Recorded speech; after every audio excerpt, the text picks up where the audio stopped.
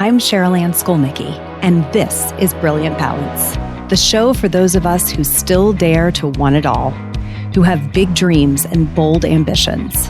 I think we deserve to have a big, full life and the freedom to enjoy it. So let's design our next chapter together for brilliance, not burnout. Each week, I'll bring ideas, insight, and a fresh perspective to keep you growing into a life that feels as good as it looks. Brilliant Balance, your life, your way. Now let's get started. This is episode 405 of the Brilliant Balance podcast, The Weather Within. Today, we're making sense of emotions with Kathy Washburn. So welcome back to the Brilliant Balance Show, my friends. Today, I am just delighted to be joined by Kathy Washburn. Kathy is a myriad of things. She is a cancer survivor. She is a life coach. She is a positive psychology expert and just a very bright light, someone whose work really can help us navigate our own inner landscapes. And I met Kathy through a mutual friend a while back, and then I got myself on her email list after being a guest on her podcast. And I have to tell you, I read a recent Substack post that she wrote called The Weather Within. So you'll hear the echo in this episode title, Why Your Emotions Are Not the Problem. And after devouring every word of this post, I just knew I had to have her on the show. So in this episode, we're going to dive into how to really read your internal climate, if you will. We're going to take this weather metaphor pretty far and how we can use that to help us learn to respond with compassion, not necessarily control when life storms roll in. I think I am learning so much about how embracing our feelings can actually be our most empowering resource, and Kathy is going to really help us dig into that today. So please welcome Kathy Washburn. Hello, Cheryl Ann. I'm so excited to be here. I am so excited that you are here. You are just a delight. And I know the listeners are going to hear this in my voice because whenever I've had the chance to talk with somebody before we record an episode, I just think that energy comes through. And I am so happy to get to spend this time with you. I agree. And energy is what we have, right? It's all we have, right? It's really all we have. So you wrote this just knock your socks off post on your Substack. I love this metaphor about emotional weather. And we are going to go really deep into this one very narrow slice of your work in positive psychology. Okay. But before we go deep, I want to go a little bit wide. And can you maybe give the listener a bit of your backstory? What was life like before you did this work and how did you get here? Before I did this work, I was completely numb to emotions. I was incredibly successful from the outside in. I worked at an investment management firm I helped start. I worked there for 25 years. I was married for 25 years. I was about to turn 50. Lots of milestones happening. Big, yes. And that's when the big bad wolf came and huffed and puffed and blew my house down. Oh my goodness. And I think the blowing of the house down happened because I had zero emotional resilience. I was kind of keeping it together. I am a good girl. I am a lifelong people pleaser, emotional suppressor. We can talk for hours about how I became that way and how I was loved into being, but suffice it to say, it was working for me until it wasn't. Amen. So that's kind of what happened. And I retired from my job. And then shortly after, my husband, I found out he was having an affair and planning on leaving me, but waiting for my two sons to get on planes to Spain and Australia. So all of a sudden, I was there like that little windsock at the used car lot, just flailing naked everywhere. Exposed. Oh my goodness. Naked, exposed with no tether. Everything that I had tethered my meaning to was gone. Wow. And from that place, somehow you find your way forward. So I think just if you're listening to this and meeting Kathy for the first time, just you can put yourself in those circumstances. Imagine that all in one season and really a very short, unilaterally aligned season, your career ends as you know it, your marriage ends, and both of your children leave the country for adventures of their own. And you are there blowing in the wind, trying to figure out where next. That's a terrifying thought, I think, probably to most listeners. So what did you do? How did you find your way forward? Well, there was a tenacity that I think I can attribute to cancer survivorship. I had, it was 14 years prior, I got through stage 4 vulvar cancer and just got back to normal. And I feel a bit like I flitted that second chance away. So when this happened, there was this tenacity and urgency, like, okay, this is not going to knock me down. I can't throw this second chance. And I had friends that were dying of, and I'm like, oh my God, why them? And why not me? Like, this is crazy. Right. So I felt like I had to do something about it. And there was first like this reckless act where there was this amount of money kind of going around a spreadsheet in our mediation meetings that was supposed to be for my 50th birthday and visiting our children in Australia and Spain. And it kept moving around the spreadsheet. And finally, my ex-husband, out of kindness or narcissism, I don't know, but he said, Kath, you should just take that money. You should just go on the trip. And something inside me said, hell yeah. I don't even know how it happened, but that night I booked myself in this active adventure tour, and I went to New Zealand for a month and hiked the North and South Islands. I had no business being there. I was 30 pounds lighter than I am now. I was sick. And even the guide was like, what part of active adventures did you not understand? Did you not get? He's like, you don't even have hiking shoes. What the hell? What the hell are you doing here? I love it. I needed to completely shift my world. Like, I couldn't be in that old place, that house with ghosts flying all around. I just had to get out. Get out, yes. And then when I came back, that just kind of buoyed me to be on my own side. And I got an apartment. And one night I just was searching. I don't even know what I put into Google, but it gave me this course called The Science of Happiness. And I started taking it. It's with Berkeley, University of California, Berkeley. Mm-hmm.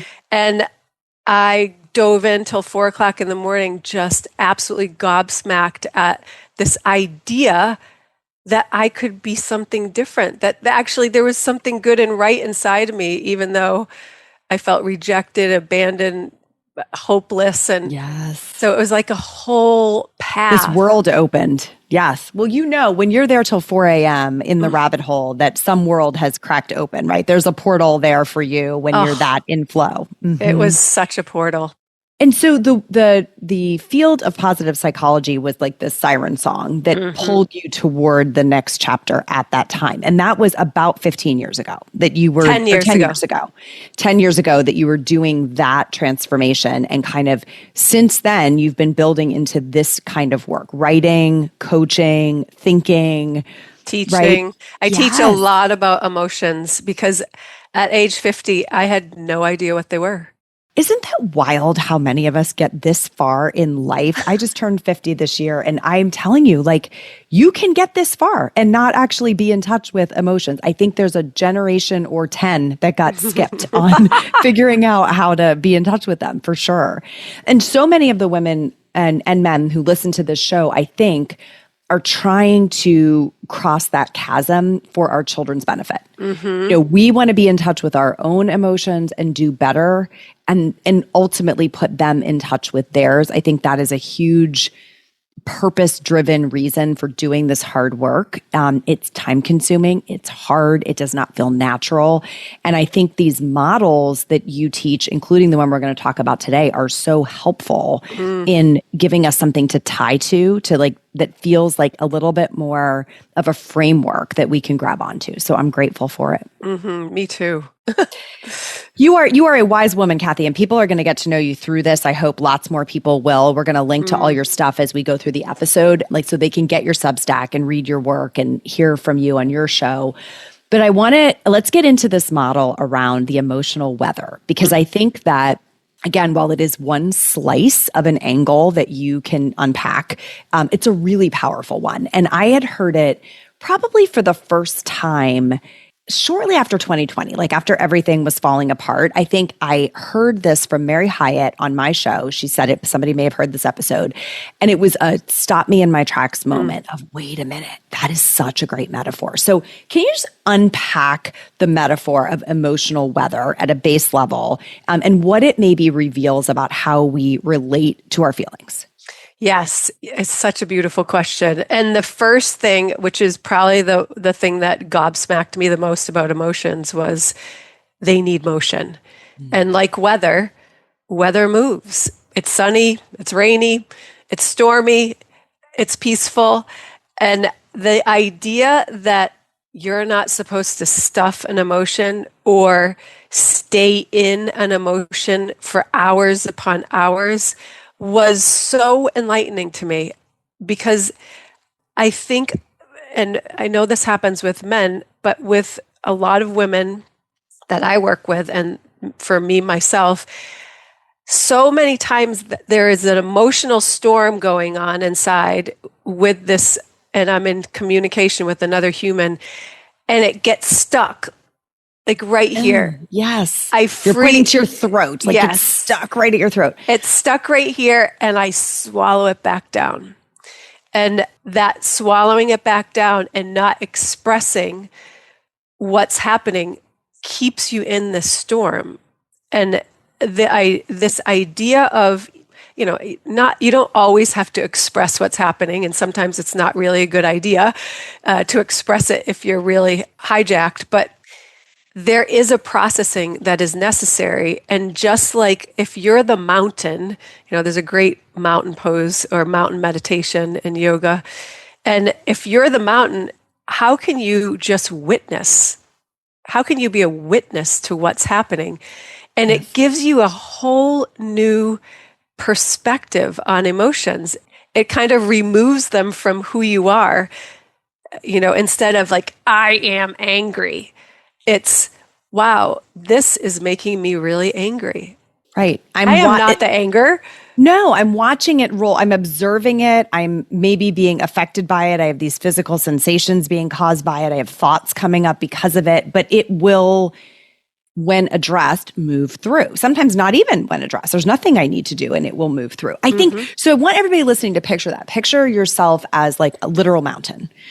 And if you had a 24/7 camera on that mountain observing weather patterns, right, you would see daylight come through sunrise and then it would move to nightfall, right? You would see wind move through, maybe moving the leaves on the trees. You might see rain come, clouds come in, rain pour, right? Winds are whipping, it moves through again, the sun comes back out. Like think about all the season to season. You would see snow hitting it instead of rain. You might see leaves falling, like all of these things that are happening around the mountain, but the mountain is still the mountain. Right? The mountain doesn't have to participate in the weather system that's moving through. I think that's kind of what we're playing with here, right? As a system of, and sometimes I think that when you mentioned this briefly, there's other people involved in these emotional weather systems. It's their emotion that we're in the presence of. So back to we're the mountain, but here comes this weather system that actually has nothing to do with us, but we're witnessing it. Do you find that we get sucked into those just as easily as we get sucked into our own?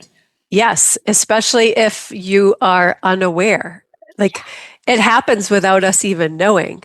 I mean, we've all been there, and there's a lot of research about this, about your emotional vibration. Yes. If you're kind of spinning up here, and there's a great graph about this, but if you're spinning up here in joy and hopefulness, and somebody comes in the room and they're way down in the lower vibration, it's not easy to get that person up to where you are, but it is really easy to bring you down. And sometimes they'll poke and and they don't know they're poking. They just can't resonate with your energy, and your energy can't resonate with theirs. So without self-awareness, everybody matches. Okay, pause. That's really important. So I'm going to play back what I heard you say. So you are in the room and you're happy, right? You're dancing around, listening to music. You're excited about your evening that's coming up, whatever. You're at this high vibe. Someone comes in the room at a low vibe. They're depressed, angry, sad, worried, whatever. They can't match yours. That's really hard to come up. So they almost unconsciously want you to match theirs. There is going to be this gravitational pull downward because they want what? Connection. That's where I bet you're headed with this. Like that vibe is so desperate for connection. It's hard to get when there's dissonance. So we're going to try to create the match. That's a mind-blowing idea. So, and this sounds so simple, but it is not easy. And I share this with that caveat. All it takes is for one person to break that chain. And it's awareness, right? So if it's that moment and you're the dancer and you see it coming, like the black cloud has entered the room, you know this person's pissed off. First, like get into your body. It's awareness of like, okay, I'm stepping into my body. I always invite people just to take 2 mother may I steps backwards, like not just to separate yourself, but to mentally give yourself some space. Literally, like you're saying literally take 2 physical steps backwards. You have to take your body with you. Okay, now to explain why that works, because that's fascinating. Because our body is the thing that's reading the energy of the other body. And without the connection of your body and mind, you're going to do something where you look back and go, wow, how did that happen? Why did I say that word or those words? You know, like, don't come in here and rain on my parade. I'm dancing. Right. I mean, that just, you just went down. You did. Okay. So literally first piece of guidance here is you feel this coming in. Here comes this incoming dark cloud. You take 2 physical mother may I steps backwards, big giant steps to reconnect your mind and your body, to be aware that what is really happening here is my body, which is a vibrational field of energy, is reacting to this other person's vibrational field of energy. And I got to get control of my body or at least get into it. Okay. Then what? And then the magic is curiosity. If nothing else, if you can't dig deep for empathy, curiosity is the queen of all mother shifts. Yes. Where you can say, wow, you look sad. What can I do for you? How can I help you? That's way different than mother trucker. I see you coming in the room. Like, don't rain on my parade. It really helps you. Like, you want connection. Or why are you always like this? Why are you always doing this? Always and never. Yeah. Instead, you create that space because you want connection also. Yes. And that connection of why that's not the connection you're looking for. What's really deep down is a heart-centered connection. So your 2 giant mother may I steps back is an opportunity for awareness of you because you have more power than they do. They're way down. They're hard to gather, but you can gather yourself. Also, really important point. I'm going to just keep bolding and underlining these gems you're saying. You have more power than they do because the person at a higher vibration, meaning more positive sort of mood, they've got more access to themselves. That is the more powerful place. Somebody who is really in this low vibe down energy has lost their power. They kind of are they're hijacked. You used the term before, right? There's a takeover happening. And because of that, they don't have the power to steer out of it in the same way that you have the power to stay out of it. That's what I'm hearing you say. Yes. And if you're also feeling hijacked, the only thing you do have control over is you in either one of those situations. And once you become aware, and anybody listening, you're going to have knowledge that you didn't have before that you can't unknow. So the next time you find yourself in that situation, you're going to remember, I got to take 2 mother may I steps back. Because I don't like what's happening in this moment. And the only thing I can control is my own weather system. And I can let my weather system go into a tsunami right now, or I can step back, become that witness like, oh, wow, I'm going to just let that cloud just pass over me, gather my wits about me, and just ask a question. So I love that we're in this territory of how it relates to our relationships with other people, because I do think we feel like emotions can be contagious, and you're sort of giving us a framework for why. Can you also unpack this? Let's say you unexpectedly find yourself in traffic and now you're going to be late. And there's nobody else involved really other than the people who are also stuck in traffic, right? It's kind of nobody's fault per se, but the emotions come up because now I'm going to be late and how's that going to make me look? And I feel all the things are bubbling. Anything different about the model in a situation where it's sort of your own making versus you're witnessing someone else? Yeah, I use a lot of Shirzad Shermain's work in positive intelligence. And what he talks about is how can you shift to making whatever it is a gift and opportunity. And so it's often related to either a circumstance, you yourself, or another person. So it can be, the circumstance of traffic. Traffic, right. And it's like, what's the gift and opportunity? Oh, I've been meaning to listen to the Brilliant podcast. So I'm going to listen to 2 episodes and shut NPR off so I don't want to torture myself for the next 45 call my mom or I'm going to for 5 minutes. I'm going to connect with my mom, or you know what? This is an opportunity to have so-and-so at the office to pick up some slack, and this is making me delegate when I hate delegating and I know it's the best thing for me to do, but wow, look at this. This is an example of if it's happening for me, right? Sort of what's in this experience for me instead of it's happening to me. That's what I hear you framing here. Yes. And I think if I put myself in that situation, what I'm probably going to be experiencing is a whole lot of bodily sensations that I am completely disconnected from, that my brain is translating as bad. Yeah. We both said at the same time, just generically bad, right?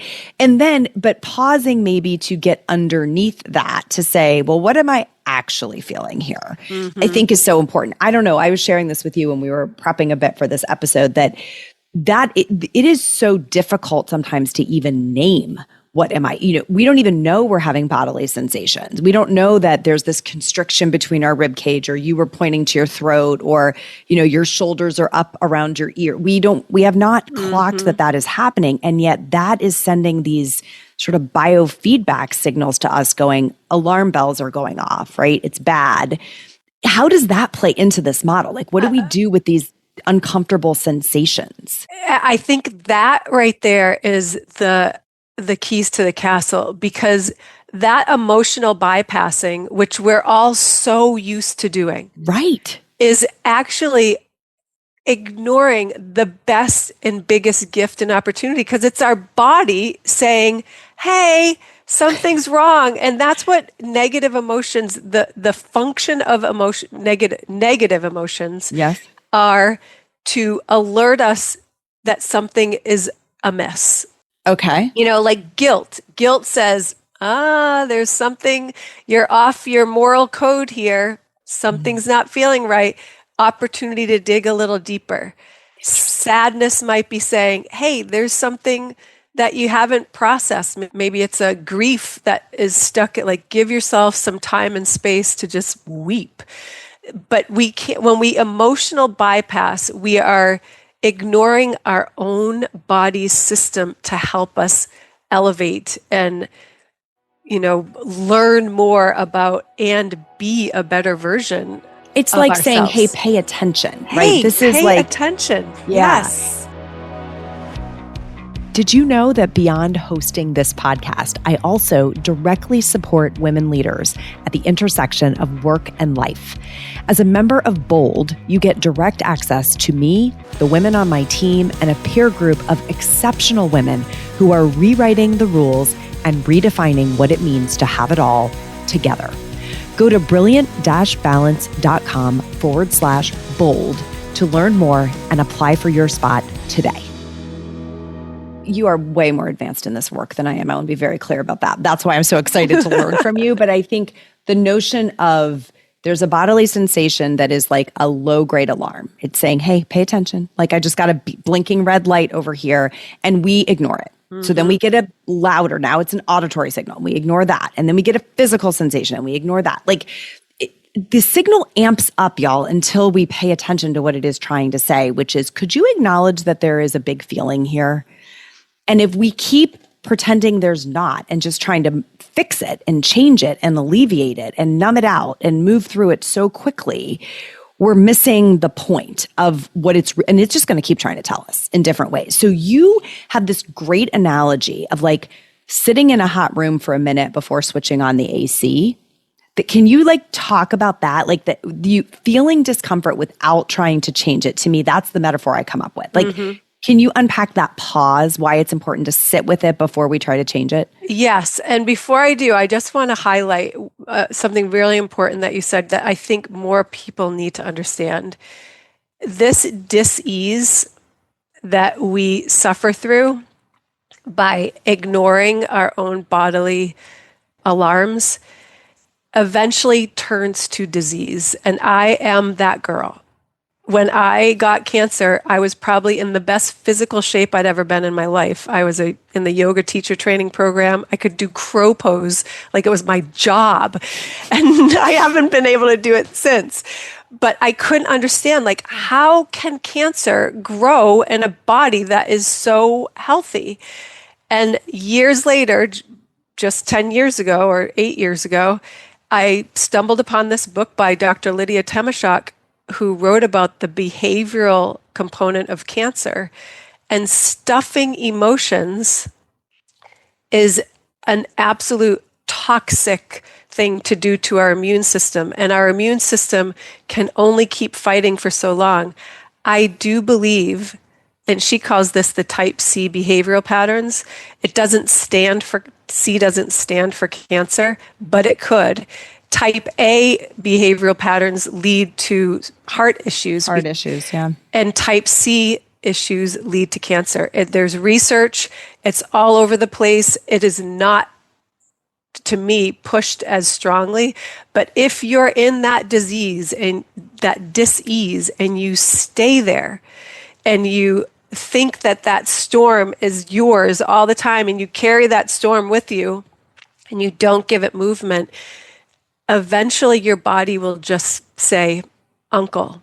Yeah, I can't keep fighting all of this off. I can't keep fighting. So that's a really important point because those are the people I work with. Yes. So sitting with the emotion, it's a hard thing to do, especially if you've grown up ignoring them, suppressing them, avoiding them, fixing them, focusing outside of yourself. In fact, this is called an others-directed identity, where if you're that good girl and you actually learn to feel through the other person's feelings, which is a really hard thing to shake, but it can be done. So for you to sit with the feelings, it's kind of like you dating yourself, like, okay, I call it intimacy. Into me, I see.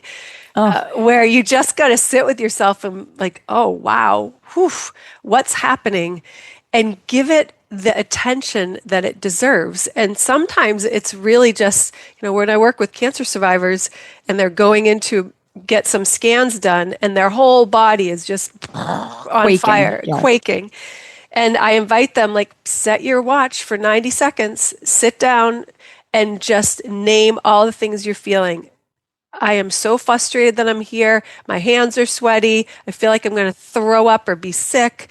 I hate this place, and whatever's happening, give it the space that it deserves. And then at 90 seconds, when your watch goes off, pick your whole body up and take it with you as you slowly walk away and find somewhere else to sit in that waiting room. Fascinating. Set your watch for 90 seconds, and this time only focus on what is going well. And that might just be my fingers move, my lungs inflate, that woman at the desk always greets people with a smile. I have somebody sitting next to me that loves and cares about me. Okay, I have a question. So this is the second time we used physical movement, change of physical station, like you're moving your GPS to a new spot, because I assume we are leaving these other emotions in the other spot, and now we can step into a different collection of them. Like there's a physical sort of reinforcement of new place, new state. Is that correct? Yes. Okay. So I think I love this, and it's hard, right? I love it. I've tried it. It's hard. So for everyone who's listening, I do want you to think about applying this. Like if you're feeling a negative emotion bubble up and your desire is stuff it down, bat it away, fix it, change it, be mad at it, avoid it, whatever. The invitation here is to try actually feeling it by naming it and letting all the sensations associated with it surface, but within a time container. Yes. Because you said something important, which was 2 minutes. We're not saying stay there for 2 days, 2 minutes. Right. Then move your physical self and pick up the positive emotions that you can access and only look for those. So sort of intentionally leaving behind the others at that point. What's the magic in the 2 minutes? Is there any? Yes. And it's actually 90 seconds, which I call a hot second. But that's the research of Jill Bolte Taylor, where the 90 seconds is the physiological effects of an emotion if left to its own devices. So if you like are crossing the street and you're on your cell phone and a car horn beeps, like your whole body gets flooded with like, oh, got to get out of the way. If you make it to the other side of the road, 90 seconds later, all that flows through and you're like, oh, okay. But if you pick up your phone and call your friend and start bitching about this crazy driver that almost hit you, extend it. You are choosing to stay in that emotion. So the idea of emotions need motion and they're fleeting. They come up to tell us something and then they're meant to move across. So getting into that habit of like, whoa, I'm feeling a big emotion. I advise all of my clients to have a feeling chair or a feeling rug or go there, go stand on that rug or go sit in that chair, set the timer for 90 seconds and just let yourself feel what you're feeling. And then get up, go somewhere else and just for 90 seconds, focus on what's good and right in this moment. What happens there is all of a sudden you have given yourself choice. I can choose to go back to that negative feeling. You know, if you're the cancer, you're in the waiting room of a scan that you're petrified about. That's your reality. But you're way more open to what's happening around you than when you're completely hijacked. And positive emotions have just as rigorous a role to play.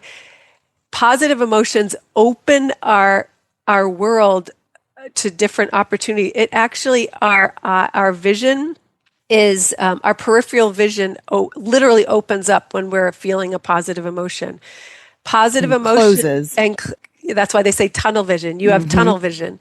So when you can tap into positive emotions, all of a sudden there are different opportunities around you, things that you couldn't even see before, and you're more open to hearing. So you can imagine a doctor's appointment. Sure. Where you're closed off, you pick up stage 3, little snippets infertile, and you walk away and you didn't hear anything else. But if you can get yourself in that more open state, you can become a participant in your health and you can ask questions and be curious, even though you're in hell. I mean, there's no question you are in a dark night of the soul, but there's also an opportunity in your own inner being to be able to be at choice. That's what Viktor Frankl talked about. Yes. And I love, exactly. It's so, I mean, and in just the worst of, if you don't know Viktor Frankl's work, he is a Holocaust survivor, and that's the origin story of his work, right? So there's like no darker circumstances in which we can have somebody developing that theory. But the idea that the one thing we can choose is our reaction to the situation. And there was such clear evidence on survivorship and in the kind of choices people made. That's a must read on my top 10 ever, I think. So we'll link that one up. Yes. One of the things you said in the Substack, and I know we've talked about, is there's nothing wrong with any weather. No. We don't really have there's no emotion or feeling that's inherently bad. They're all part of the human experience. And yet there is sort of this toxic positivity frame that I want to make sure we draw a line of like, how is this not toxic positivity? Why can't we just sit with our negative emotions and stay there and wallow, right? I have my own theory, but I would love to hear, like, what's your take on that? Well, and again, this is Shirzad Shermaine is when this kind of opened up for me, is if you think about the negativity when it's happening, these negative emotions, and you try to, and he talks about right brain, left brain. And the way that I think of it is you can't just be like, okay, this person in front of me is pissing me off, but I'm going to swallow it, stuff it, and I'm going to put on my smiley face. Right. And I'm going to just fake it till I make it. Fake it till I make it. So we just literally bypass. That was an emotional bypass. That was like going from this side of your brain and leaping over here. Got it. And the work that we're being asked to do is to go this way, go into my body. Like, what is happening for me? Like, wow, I feel really violated. Like, that guy just took my idea that I just said and nobody heard me and owned it like it was his own. And we walk out of the conference room and he winks at me like, thanks for that. Oh, no. I mean, how can you swallow that instead of feeling it in your body like, whoa, something has been violated. And this is, in my discernment, this is a new issue. It's not just like dredging up maybe old things, and we don't have to go down that road, but feeling was happening in your body and being on your own side. It's okay to say to somebody, that wasn't okay. Yeah. That was not okay. But then letting it go. And then moving through it or asking for what you need. Like, that wasn't okay. I need to be acknowledged for my idea. How can we solve this? Do you want to go into the boss's office or do you want me to?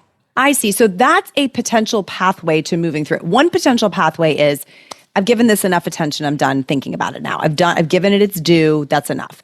Another is there might be an action that I need to take or something I need to ask for as we break this good girl syndrome that allows me to move through it. Otherwise, I'm going to stay stuck because my being hasn't really gotten what it needed out of that encounter yet. I think that's an important PS to this, that yes, the listener, I don't want it to be like, well, this is just a stutter step between shoving it down again. It's not. There's, what do I need in order to move through this? And I heard something in the way you said this that's like, sometimes you're just okay, right? If we use the traffic example, it's like, yeah, I got this flare of physical sensations. I'm angry, frustrated, annoyed, whatever. I am just okay. I don't really need to call 12 people to talk about this traffic thing. There could be a bigger emotional storm that I do require processing. I may need to be there a little longer before I am ready to move through. In other words, bigger, slower moving storm instead of a pop-up thunderstorm. They both are okay. You have to discern, what do you actually need in the, And the thread through all of this, Kathy, is that they are not permanent. All storms run out of rain. There is a piece of life that follows this particular storm, whether it's tiny or big. Yes? And I think it's also important to note that all stormy weather contribute to the mountain. The grass grows, the trees move in a certain way because of storms. Like, they do have an effect. They do leave residual good and bad.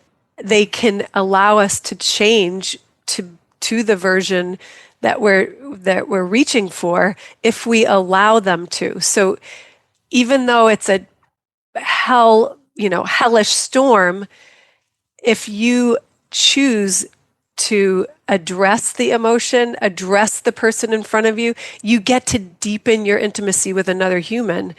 If you choose to, instead of emotionally bypass, speak up for yourself, then all of a sudden your road with this coworker that used to just take all your stuff and run with it, it stops, and you become known for your work. So they are opportunities. It's almost like our whole body's saying, are you sure you want to be a better version? Are you sure? Like, It's our opportunity to really kind of be on our own side. It's so good. There's so much depth in this. Really, I think that I would encourage listeners to find other listeners, if you know them, to unpack some of this with, or maybe share this with somebody that you can have a two-way dialogue, because I think there's so much depth to this idea, especially if you're hearing it for the first time. I have one other kind of thread I want to pull a little bit, which is there, we've talked a lot about sort of noticing it as it moves in. But when I think about this weather metaphor, there's also kind of the element of forecasting, right? We can see weather coming. Is there a piece of this model that looks more like a forecast? And what would that look like? Yeah, it's called preempting the saboteur. That's Shazad's language. It's when for example, you're going to get together with a friend of yours who is kind of like Eeyore, a little gloomy, that they're on this lower, and you're kind of thinking, oh gosh, Here we go. Here we go.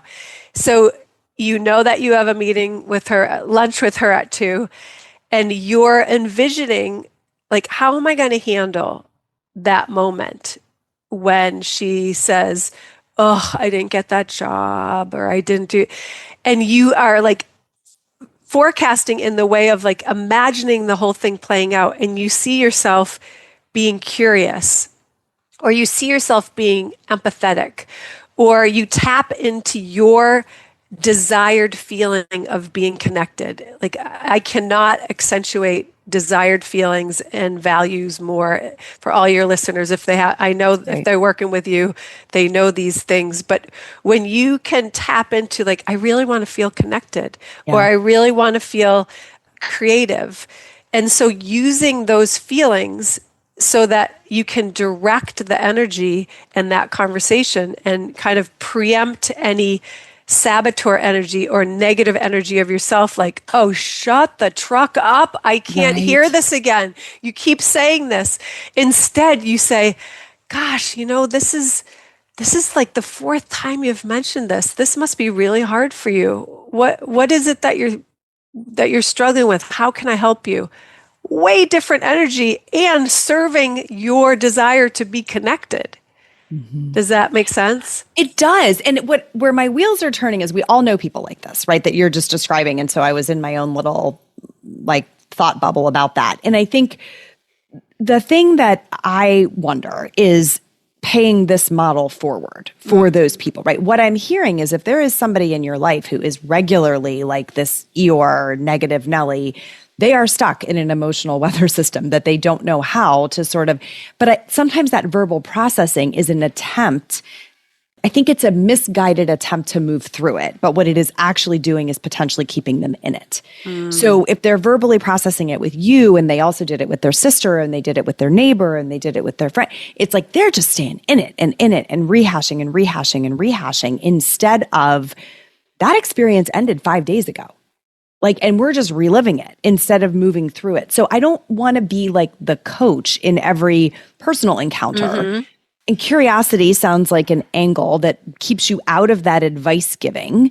I do think there's something in this, though, that's like, how do you invite other people to do exactly what you're teaching us today? And that's being that person yourself. Being that curious person will ignite her curiosity in herself, versus sitting there and listening to it without saying anything, and being secretly or inside seething, mm-hmm. Which energy, she can feel that energy, even though you're not voicing it. You're feeding it by saying, oh my God, yeah, I can't believe she did that. That's horrible.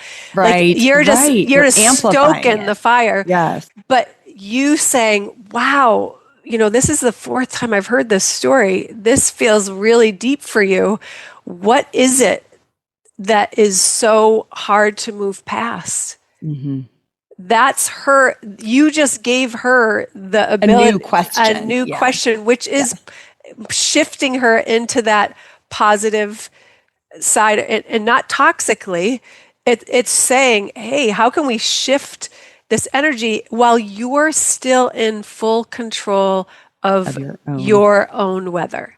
Because that's the critical thing, is not getting sucked into that storm where then you have to fix you're it. the recipient, you leave that encounter and now you're worked up or sad or frustrated. You've sort of caught that emotion instead of witnessing it. There's this difference between witnessing it and taking it on as your own. And we're trying to witness, but not take it on, like the mountain analogy. Yes. And, in terms of like preempting the saboteur, or if you know you're going to walk into it, this might sound so stupid and woo-woo-y, but I learned it in yoga to create a bubble around yourself, but not just a bubble. It's an energetic bubble. That bubble is surrounding you in a mirror. The mirror is facing out.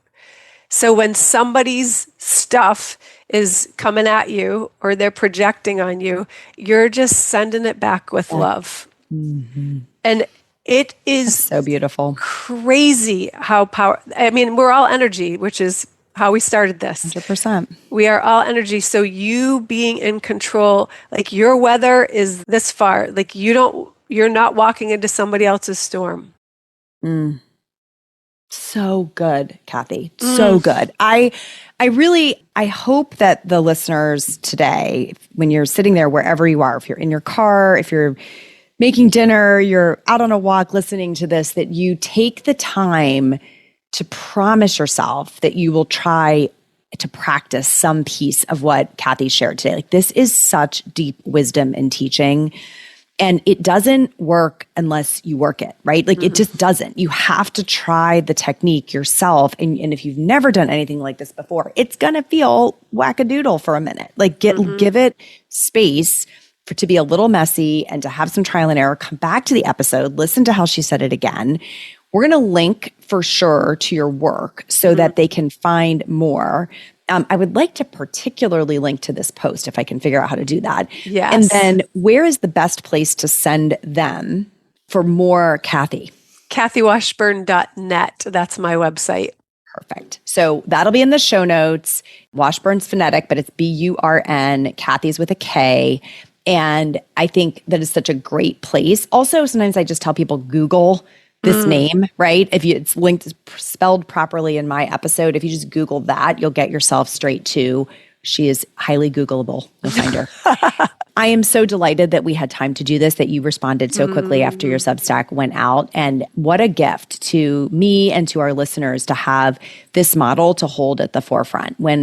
When emotions roll in, to think of them as weather systems that will in fact roll out, and that we don't have to get swept up in them. We can observe them as they move through. So many gems in this. Any closing thoughts from you before we wrap it up?